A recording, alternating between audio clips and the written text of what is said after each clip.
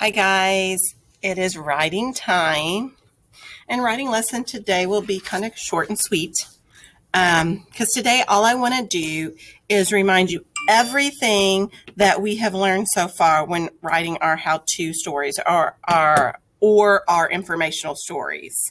And one of the things that we learned is writers, when they start off, they start by thinking, what kind of things can they teach us?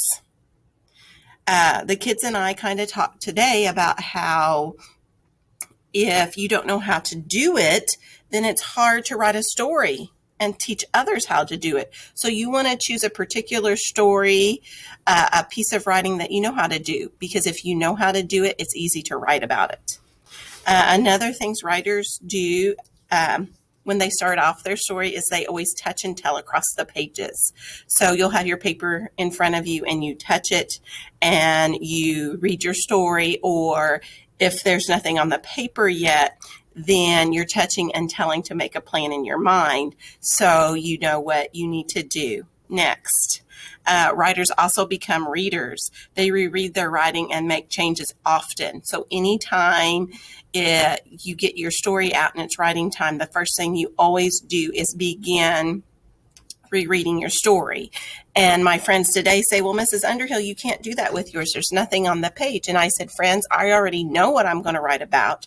So my rereading is going to look like this. And all I did was just touch and tell across the pages so I could remind myself what I needed to put down on the paper. Another thing writers do, they make sure the story is clear and easy to follow. The directions are helpful because if you have a friend and you're reading it to them and they go, I don't understand what you mean, that's a sign that you need to go back and make some changes so they could understand it better. Another thing writers do is they have detailed diagrams and labels. So for instance, when we were doing peanut butter and jelly, I labeled my sandwich, but I just wrote peanut butter. And then we discussed how, well, we need to make it more detailed. What kind of peanut butter was it? And then all I wrote was jelly. And then we decided, well, it needs to have a little more detail with that. And we decided to write what kind of jelly it was. Make sure you hit those pictures hard and you make them as detailed up as possible, because those pictures also help your readers understand your how-to stories and what you're telling them to do.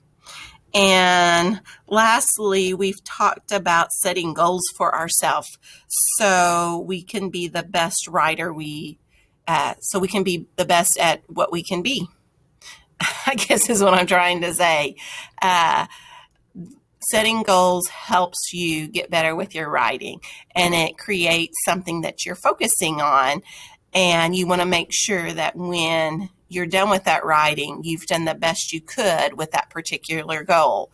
And I set my goal as detailed diagrams because I know that I'm not good at that. And when I get done with my story, that's the one thing that I'm going to go back and look for to make sure all my diagrams are as detailed as possible. So guys, the goal for today is to continue working on the story you have.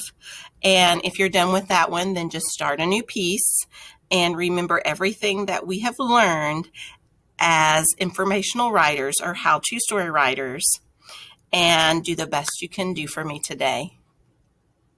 And friends, when you get done, remember to save your writing to bring in for your teacher or to upload it to Google Classroom. Have a great weekend. I wish you all well.